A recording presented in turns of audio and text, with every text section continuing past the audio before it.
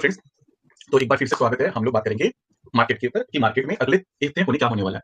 तो हम लोग ना डिस्कस करेंगे कुछ चीज़ों पे, कुछ टॉपिक पे, जैसे बीटीसी का चार्ट डिस्कस करेंगे, इथेरियम का चार्ट डिस्कस करेंगे, बीटीसी डोमिनेंस का चार्ट डिस्कस करेंगे, ऑल्ट्स का चार्ट डिस्कस करेंगे और साथ में हम लोग डिस्कस करेंगे फेड जो मॉनेटरी पॉलिसी एग्री हुई है 7 तारीख को, उसको भी डिस्कस करेंगे। 5 चीज़ों पे, छठी चीज़ों को डिस्कस करेंगे कि कल क्या होने वाला है। बड़ी चीज़ों को, इन 6-7 चीज़ों को डिस्कस करेंगे। अब हम बीटीसी का चार्ट भी फटाफट एक्सप्लेन कर देख लेते हैं कि क्या है बीटीसी के चार्ट में। बीटीसी के चार्ट पे क्या है, कुछ भी नहीं है। मतलब अगर आप पोजिशनल ट्रेडर हो ना, तो आँख बंद करके आराम से बैठे रहो। क्यों? क्योंकि आपको ये पता चल रहा है इस पूरे चार्ट को देखने से कि भैया यहाँ तो नॉइज़ है। सिर्फ नॉइज़ है, नॉइज़ के अलावा कुछ नहीं है। क्योंकि पिछले 2 साल से उठा के देख लो, बीटीसी 15,000 से उठ के 1 लाख पे आ गया।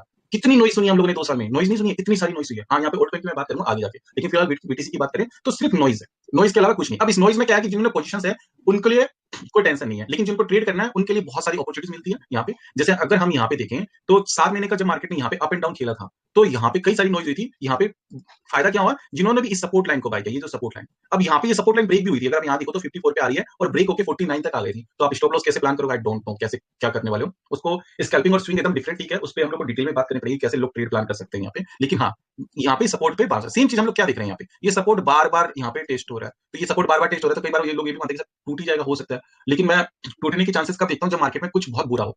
जैसे कि आपकी इकोनॉमी खराब चल रही है, इकोनॉमी खराब नहीं चल रही है। कल एक इवेंट है जो ट्रम्प आप एक्शन लेंगे, वो ट्रम्प आपका स्पेकुलेशन में अगर S&P 500 5% गिरा, मान लो कल S&P 500 नैस्डैक 3-3% गिर गए, कोई एक ऐसी न्यूज़ आई। और ऐसा हिस्ट्री में हुआ है, बहुत बार हुआ है। साल में ऐसे 2-3 बार होता ही होता है, जब S&P 500 या नैस्डैक एक-एक दिन में 3-3 4-4% की या तो गेन दे देते हैं या लॉस कर देते हैं, है ना? तो कल कुछ हुआ ऐसा और नैस्डैक गिर गया 4%, तो आपको बिटकॉइन के अंदर भी ये सीधे 90 पे दिखेगा, 96 से, और 90 पे आपको कहीं सपोर्ट मिलेगा। तो पहले 90 पे आया तो बाइंग बननी है। फिर अगर वो न्यूज़ इतनी नेगेटिव हुई और उसका इंपैक्ट पूरे हफ्ते रहा, तो मार्केट आपको ये जो मुझे नंबर दिखते हैं ना, इस नंबर के लिए मैं रेडी हूँ अपने दिमाग से। 22 से 28% का करेक्शन, ये मैंने विंडो बना रखी है कि यहाँ तक मैं मार्केट को बेयरिश नहीं मानूंगा। अगर ये मार्केट यहाँ पे 80 तक भी आ जाता है तो भी मैं बेयरिश नहीं मानूंगा। क्यों? क्योंकि 28% का करेक्शन बिटकॉइन का जायज हक है। बोलते हैं ना, उसका जायज हक है कि भैया मैं 28% का करेक्शन ले सकता हूँ, ये मेरा जायज हक है बुल मार्केट के दौरान। इसने मल्टीपल टाइम लिए हुए, मैंने पास में भी चार्ट शेयर किया कि बिटकॉइन पहले 40% के करेक्शन लेता था, फिर 30% के लेने लग गया। अब इस सीजन में वो 20 से 25-30% के करेक्शन लेता है। तो 20% का करेक्शन आता है आपको करीब करीब 85 पे, और 28% का करेक्शन मेरे ख्याल से 78 के आसपास आता है। तो ये इसका जायज हक है। यहाँ पे आए तो फिर भी पोजीशंस बन सकती है, और जिनको ट्रेड करना है, जिनको लेना है, उनके लिए आपको इससे क्या समझ में आएगा कि मार्केट का मोमेंटम कैसे डिसाइड होने वाला है इन फ्यूचर में। जैसे यहाँ पे नीचे और यहाँ से नीचे आके वापस आएगा, तो मैं इस लिए खेल ही नहीं रहा हूँ। मेरे पोजीशन सारी ऑलरेडी इन है। 90 पे आएगा तो मैं फ्यूचर को लेके थोड़ा सा फ्यूचर में ट्रेड प्लान करूंगा कि 90 पे मुझे आएगा तो मैं बीटीसी और इथेरियम में ट्रेड प्लान करूंगा, बाकी किसी में नहीं। तो यहाँ पे मुझे लगता है कि ये 90 का एक सपोर्ट है जिसको हम लोग को मानना चाहिए कि बिटकॉइन यहाँ पे नहीं होगा, और ये कंसोलिडेशन कर रहा है ऊपर में सीधे यहाँ पे। नीचे ऊपर की लाइन ये है 1,09,000 के आसपास, नीचे ये, और मैं ये मान के चल रहा हूँ फिर 12 तारीख के बाद आप लॉन्ग खेल सकते हो, है ना। और फिर 12 तारीख को क्या इवेंट है, सीपीआई का डाटा है, 3 दिन का डाटा है। तो 3 दिन में जो ड्रामा होने वाला वो है, मैं ये मानता हूँ कि 3 दिन में ड्रामा होगा और उसके बाद मार्केट ऐसे निकल जाएगा। इसी बीटीसी के चार्ट को हम लोग शॉर्ट टर्म में देखते हैं तो क्या देखने को मिलता है ना। शॉर्ट टर्म में अगर हम लोग देखते हैं, पहले ही मैं ये बता देता हूँ कि इसमें बीटीसी के चार्ट में मुझे और अच्छी चीज क्या नजर आ रही है ना, और बुरी चीज नजर क्या आ रही है। बुरी चीज मुझे इसमें सिर्फ ये लग रहा है कि ये 90 का टूटा, तो 90 बहुत दूर है, अभी 6% नीचे है ना। तो ये है, वो कल हो सकता है, तो इस चीज के लिए रेडी रहना। लेकिन उससे पहले मैं 4 आवर के चार्ट में जाएंगे। लेकिन एक और चीज दिखा देता हूँ आप लोगों को। वो क्या दिखाता हूँ, वो बीटीसी के चार्ट पे ये सपोर्ट है 42% के आसपास का। अगर ये सपोर्ट टूटा नीचे और नीचे 30 आया, तो समझ लो ये भैया ये नीचे आने वाला है। लेकिन हम देखेंगे जब से ये बीटीसी ने नवंबर महीने में आया ना, ये इस सपोर्ट को 42 को लेके हैंडल करके जा रहा है, और 42 के सपोर्ट को ये मेंटेन करके चल रहा है। तो 42 से अगर नीचे आया तो हम लोग को आरएसआई, आप लोग देख लेना, मुझे नहीं लगता कितने लोग आरएसआई पे ट्रेड करते हैं, लेकिन मुझे यहाँ पे आरएसआई पे भी एक सपोर्ट देखने को मिल रहा है। दूसरा हम लोग 4 आवर में आते हैं, तो 4 आवर में आपको एक फॉलिंग वेज बनता हुआ नजर आ रहा है, जो कि बहुत खूबसूरत फॉलिंग वेज है। और ये फॉलिंग वेज कैसे बन रहा है, यहाँ से उठाओ स्टार्ट लाइन को और यहाँ पे ये ड्रॉ कर दो, और सामने सामने ये ड्रॉ कर दो। तो ये फॉलिंग वेज है एक तरह से देखा जाएगा ना। तो ये फॉलिंग वेज मुझे लगता है कि हो सकता है कल ये ड्रामा करे और यहाँ और इसके ऊपर निकलता है, ये पॉइंट के ऊपर निकलता है, तो फिर आपका ट्रेड फिर मतलब क्या होता है, साइकिल जैसे लोअर लो बना रहा है वैसे हायर हाई बनाना जाएगा। तो ये भी, और ये किस पे, ये 4 आवर के चार्ट में है, और इसने काफी टाइम फ्रेम कवर किया, पूरा जनवरी का महीना कवर कर रहा है। तो ये फॉलिंग वेज बन रहा है, इसमें हम लोग को जिगजैग पैटर्न देखने को मिल रहा है। ये जिगजैग पैटर्न में अगर ये पैटर्न अपोजिट डायरेक्शन में घूमने लग जाए, जैसे यहाँ पे घुमा था, है ना, तो हम लोग के लिए फायदा है। यहाँ पे ये पिछले फ्राइडे का नतीजा है, जब मंडे को मार्केट धड़ाम से गिरा था। फेड ने, जब पॉवेल साहब ने बोला था कि टैक्स आने वाला मैक्सिको पे, फिर बाद में वो डिले हो गया, तो कितने दिन में बिटकॉइन, दिन में भी नहीं, 1 2 3 4 4 घंटे, मतलब 16 घंटे के अंदर बिटकॉइन वापस 1 लाख पहुंच गया। मतलब 90,000 से 1 लाख पहुंचने में सिर्फ 16 घंटे लगे। ये बात दिमाग में रखना है हम लोग को, जितने भी लोग ट्रेड कर रहे हैं ना, कि मार्केट कितनी जल्दी स्विच कर रहा है।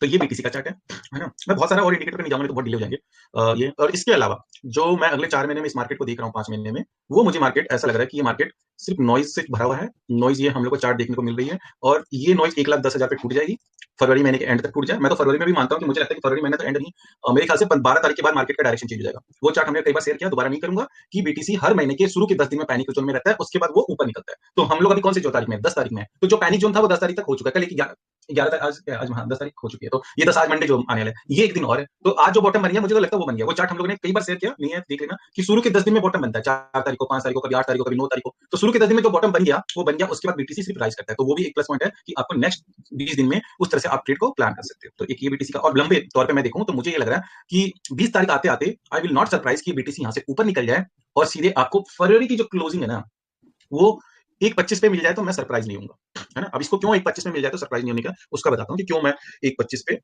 देख रहा हूँ कि 1.25 1.30 पे देख रहा हूँ। अब मैंने ये बीटीसी के चार्ट को सब न्यूड चार्ट कर दिया मैंने और महीने की कैंडल पे आ गया।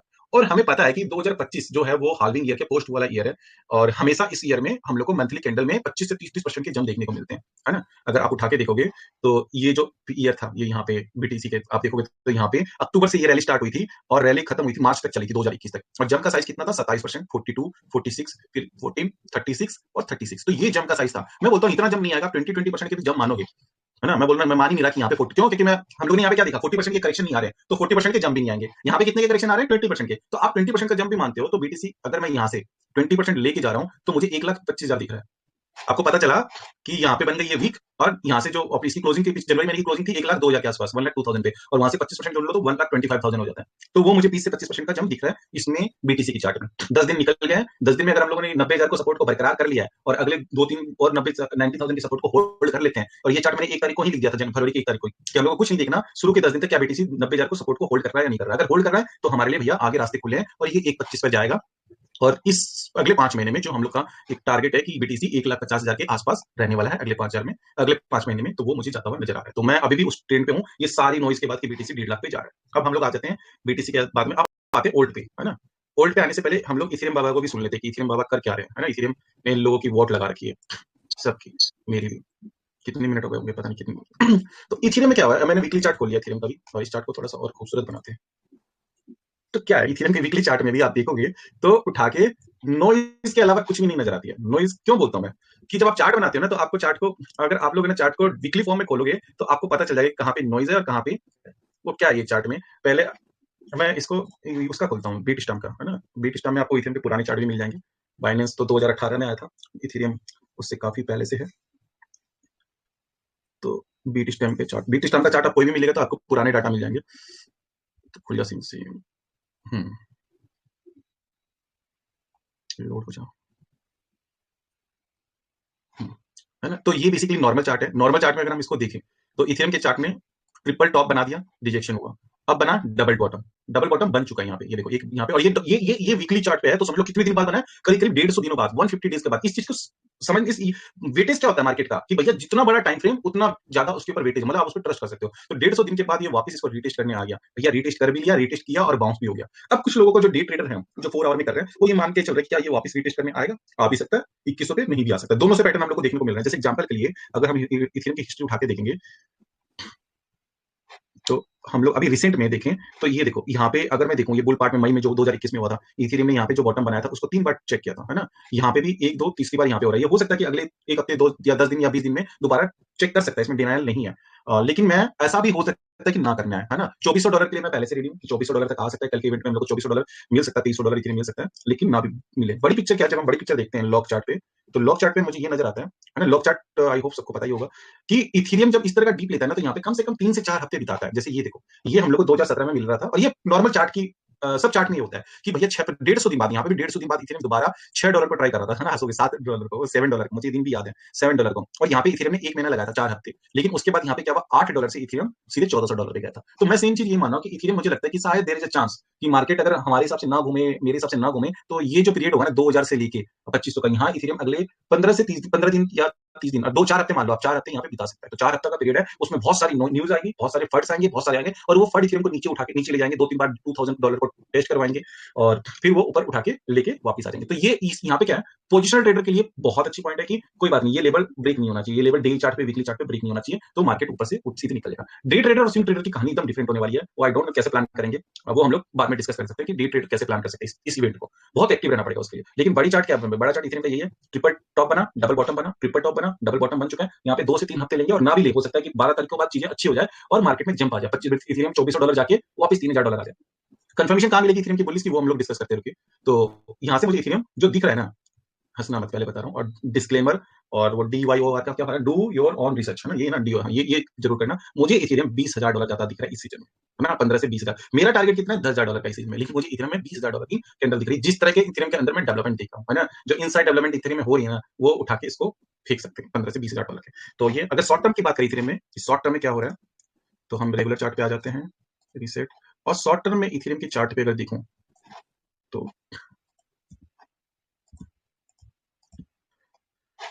तो इथेरियम के शॉर्ट टर्म पे ये चीज बन रही है, और ये अच्छी चीज नहीं बन रही है, सही बताऊं तो ये अच्छी तो नहीं बन रही है। अच्छी बन रही है कैसे, ये बेसिकली क्या बन रहा है इथेरियम के चार्ट पे, आपको क्या हुआ, यहाँ से गिरा 37% का करेक्शन, यहाँ से जंप हुआ तो 30, इसलिए बोलते हैं ना ब्लड बाथ को क्यों बाई करना चाहिए। कितना परसेंट का करेक्शन यहाँ पे, 37% का करेक्शन। यहाँ से उठ गया कितना, 37% का करेक्शन।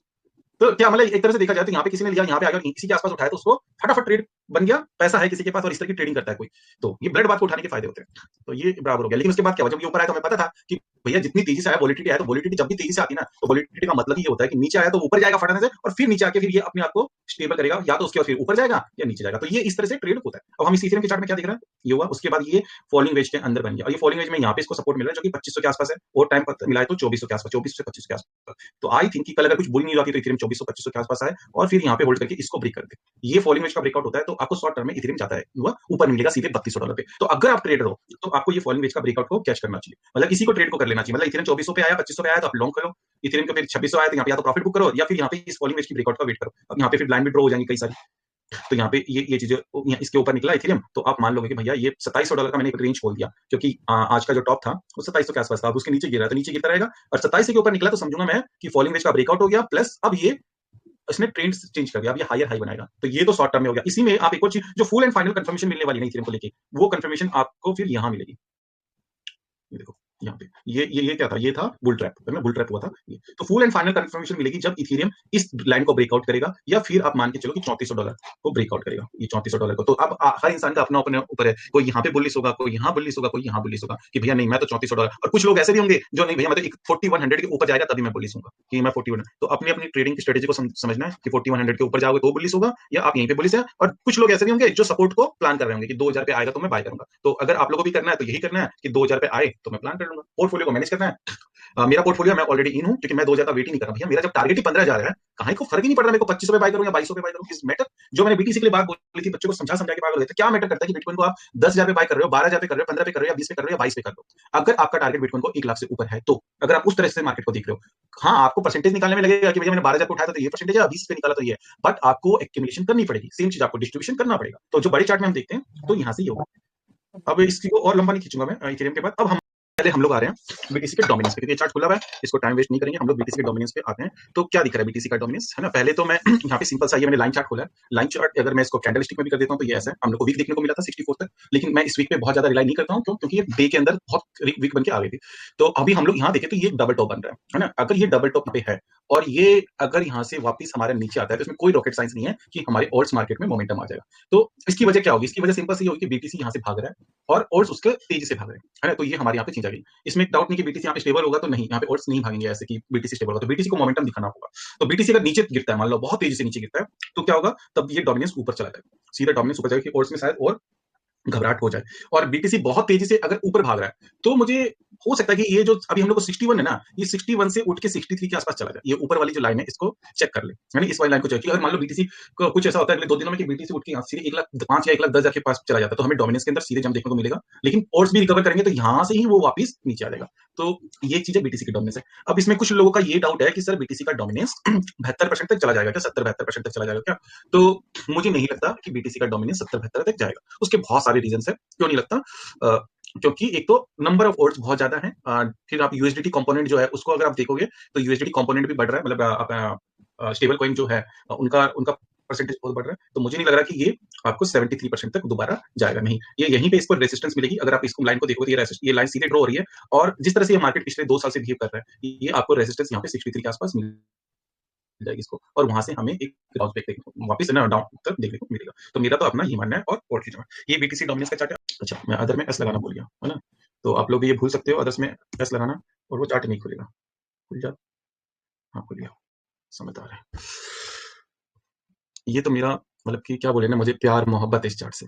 देख लो जिनको भी बुलिश होना है मेरे तरीके से। ये चार्ट मैंने एक्सप्लेन किया हुआ है, 10 मिनट की वीडियो है, हमारे क्रिप्टोगन के यूट्यूब चैनल में मिल जाएगी। ये चार्ट मुझे यही बता रहा है कि भैया जो होना था हो गया, इससे बुरा कुछ हो नहीं सकता, अब रेडी रहो पंप मारने के लिए। तो अपने अपने क्यों, क्योंकि यहाँ पे हमें ओल्ड सीजन डेड देखने को मिला था फरवरी में पंप, यहाँ ओल्ड सीजन डेड देखने को मिला था, और चार्ट बता रहा है कि भैया डेड हुआ, प्री सीजन आया डेड, प्री सीजन आया डेड, फिर उसके बाद और यहाँ पे भी क्या हुआ, प्री सीजन आया, ये सीजन उसके बाद डेड, सीधे डेड। अब क्या हुआ, ओल्ड खत्म, खलास खत्म, और फरवरी सामने है 2017, 2021, 2025। तो भैया मैं तो फरवरी से लेकर अगले महीने में बुलिश हूँ। मेरी जो थॉट है वो है, मेरी जो मार्केट की स्ट्रेटेजी है, या तो मैं बहुत बुरी तरह से मेरी वॉट लगने वाली, समझना, या मैं बहुत अच्छे से इस मार्केट में निकलूंगा। ये कब पता चलेगा, ये पता चलेगा आज नहीं, ये पता चलेगा 6 महीने साल भर बाद। तो कोई भी लोग ये सोचे ना, कई बार लोगों को बोलता हूँ, है ना, कई लोग मुझे बोलते हैं सर मैं तो डॉलर में हूँ, है ना, अपने पर्सनली मत लेना कि मैं डॉलर पे हूँ, मेरा आज बहुत अच्छा है, क्योंकि आप मतलब कोई एक इंसान 30% के लॉस पे हो और मैं डॉलर पे हूँ, मैं 10% के लॉस पे हूँ, ज्यादा नहीं हूँ, या कोई भी कुछ भी इस तरह की चीजें हो सकती है। तो ये चीजें आज नहीं पता चलती, ये आपको आने वाले 6 महीने बाद, साल भर पता चलेगी कि मैं 30% में लॉस होने के बावजूद भी मैंने इस मार्केट से 3000% का प्रॉफिट ले लिया। मतलब करीब करीब आप मान के चलो 10x का ले लिया, तो बहुत बड़ा हो गया, है ना। अगर मैं 10x का ले लिया तो मेरा 1000% का प्रॉफिट हो गया। और अगर आप इस मार्केट में डॉलर के साथ हो और आपने स्विंग का वेट किया, तो आप 30%, 40% या 100% लेके जाओगे, और मैं टारगेट कर रहा हूँ 1000%। तो जैसे हमने किसी इससे भी बात करी थी, आलिफ से ना, आई फॉरगेट द नेम, है ना, उससे बात करी थी कि मैं 50% के लॉस में हूँ, 45% के लॉस में हूँ आज, और 100% क्रिप्टो में हूँ। कोई एक बंदा ये भी हो सकता है वो भी 45% के लॉस पे है और वो 100% डॉलर में। तो दोनों आज की डेट में लॉस में है, दोनों है। मार्केट नीचे गिरा तो डॉलर वाले को फायदा है, मेरे को नुकसान है। मार्केट ऊपर उठा तो मेरे को फायदा होगा। अब डॉलर वाले अब यही, लेकिन रिस्क रिवॉर्ड रेशियो क्या है इस मार्केट का? रिस्क रिवॉर्ड रेशियो क्या है? रिस्क रिवॉर्ड रेशियो 1:10 का है, लगभग लगभग। सबको ये बात पता है, कोई भी डिनाई करना मेरे को कि अगर मार्केट यहाँ से रिकवर होता है तो ओल्ड कॉइन में 10x का जंप नहीं आएगा। अभी जिस पॉइंट पे ओल्ड कॉइन गिरे हुए पड़े हैं, यहाँ से 5x 10x का जंप नहीं आएगा। तो अगर आप 10x को नहीं मान रहे हो तो 5x का भी मान रहे हो, तो रिस्क रिवॉर्ड क्या है? 1:5 का है, मतलब 20-80 का रिवॉर्ड है। जब 20 और 100 का रिवॉर्ड होना, तो हाँ बाई करनी चाहिए यार, ये तो मार्केट शुरू से बोल रहा है। तो these are my points. Fed की पॉलिसी, मॉनेटरी पॉलिसी, कितने लोगों ने पढ़ा मुझे बताना बाद में, जब हम लोग ये रिकॉर्डिंग खत्म कर लेंगे तो मुझे बताना कि फेड की पॉलिसी को कितने लोगों ने पढ़ा। मैं देखता हूँ पॉलिसी कहाँ पे है, है ना। ये मैंने लिंक दे दिया फेडरल रिजर्व पे। फेडरल रिजर्व में 7 तारीख को, आज 10 तारीख हो गई, मतलब परसों फ्राइडे नाइट को इन्होंने मॉनेटरी पॉलिसी शेयर करी थी। फेड की मॉनेटरी पॉलिसी सबसे बड़ा मार्केट को ना क्या बोलते हैं, डायरेक्शन देने वाला इवेंट होता है। किस चीज का वेट कर रहे हैं सारी दुनिया, किस चीज का वेट कर रही हो? तो आप लोग को, कई लोगों को शायद नहीं समझ में आएगा, लेकिन किसी से पूछोगे एक ही चीज का कि भैया क्यूई कब होगा, क्यूई कब होगा, क्यूई कब होगा। और मैं कभी हमेशा ये बात, जब पता चल जाए क्यों होगा, तो फेड आके ये नहीं बोलेगा कि भैया हम क्यूई कर रहे हो, तुम माल उठा लो और प्रॉफिट ले लो। नहीं, ये नहीं बोलने वाला। आपको मार्केट के फेड के सारे इवेंट को मॉनिटर करना पड़ेगा, उनके चीजों को डिकोड करना पड़ेगा। जब आप डिकोड करोगे तो आपको एक केस, उससे फिर आपको आइडिया लगेगा कि फेड ये करने वाला है। तो फेड की जो मॉनेटरी पॉलिसी इन्होंने अनाउंस करी, the FOMC slowed the pace of decline of its security holding in June 2024। मतलब इन्होंने स्लो डाउन कब करना स्टार्ट कर दिया था? जून 2024 में। मतलब अभी हम लोग फरवरी में, मतलब पिछले साल के जून के बाद फेड ने securities slow down the decline of securities holding, जून तो है, intent to stop reduction in its security holding and reserve balance are somewhat above the level.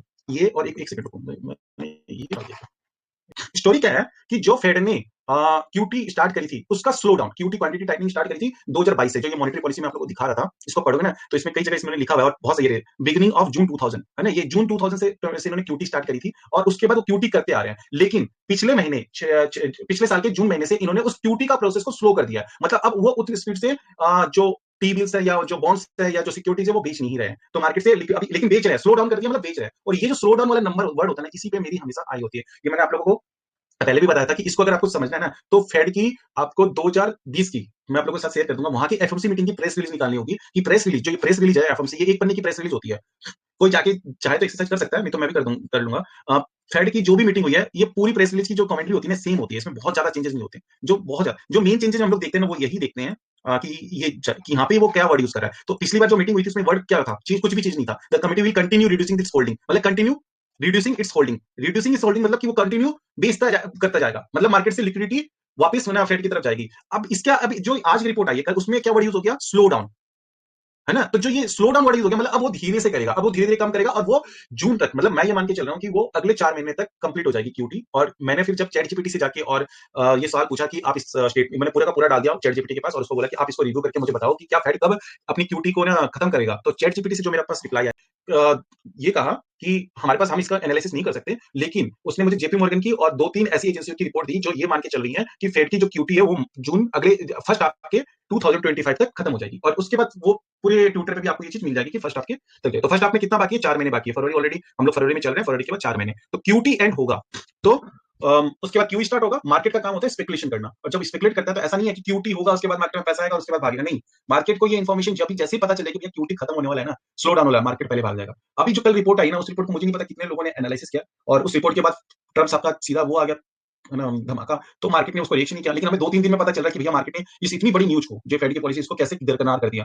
तो ये आज आदमी को नहीं पता चलेगा, ये पता चलेगा 2 महीने बाद कि भैया 3 दिन में ना मार्केट में लोग ना उठा रहे थे डरा डरा के, और फिर मार्केट भाग गया। तो ये बहुत बुलिश न्यूज है, इसको फिर भी डिटेलिंग में मैं अगले सेशन में एक्सप्लेन कर दूंगा। लेते हैं कल जो इवेंट है, कल क्या है, कल हम लोग अगर देखें तो कल है ना, ट्रम्प ने जो टैरिफ अनाउंस किया उसकी एक्सप्लेनेशन आ जाएगी। मैं समझता हूँ कि इवनिंग इंडियन, अगर आप इंडियन टाइम को देखो तो वो आपको इवनिंग तक आपको देखने को मिलेगी कि कल क्या होने वाला है। तो आज के अंदर वो कुछ लगा है, अगर वहां अगर हो रहा है जैसे ट्रम्प 360 टैरिफ अनाउंसमेंट, ये अनाउंसमेंट में अगर वो लगा रहा है तो मार्केट आपको गिरता हुआ नजर आएगा, है ना। वो नेस्डेक भी गिरेगा, उसके साथ साथ एसएनपी 500 भी आपको गिरता हुआ नजर आएगा, और साथ में हमारा क्रिप्टो मार्केट भी गिरेगा। लेकिन फिर इसके अंदर भी अगर कुछ सॉफ्ट लैंग्वेज वो वर्ड यूज कर लेते कि नहीं हम इसको डिले कर रहे हैं, 1 महीने डिले कर रहे हैं, या ये जो टैरिफ है ये इतना, क्योंकि टैरिफ अभी पता नहीं चल रहा, मेरे पास अभी इन्फॉर्मेशन नहीं है कि टैरिफ कहां लग रहा है, कौन सी कंट्री पे लग रहा है, कौन से सेक्टर लग रहा है, क्या क्या है, उसकी पूरी डिटेलिंग मेरे पास नहीं है। अगर वो जो डिटेलिंग आएगी, अगर वो सॉफ्ट हुई कि नहीं कोई बहुत ज्यादा फर्क नहीं होगा, तो क्या होगा, तब भी मार्केट ऊपर की तरफ निकल जाएगा, हल्का सा डाउन होगा ऊपर की तरफ निकल जाएगा। जैसे हमने पिछले फ्राइडे को देखा था कि मार्केट एकदम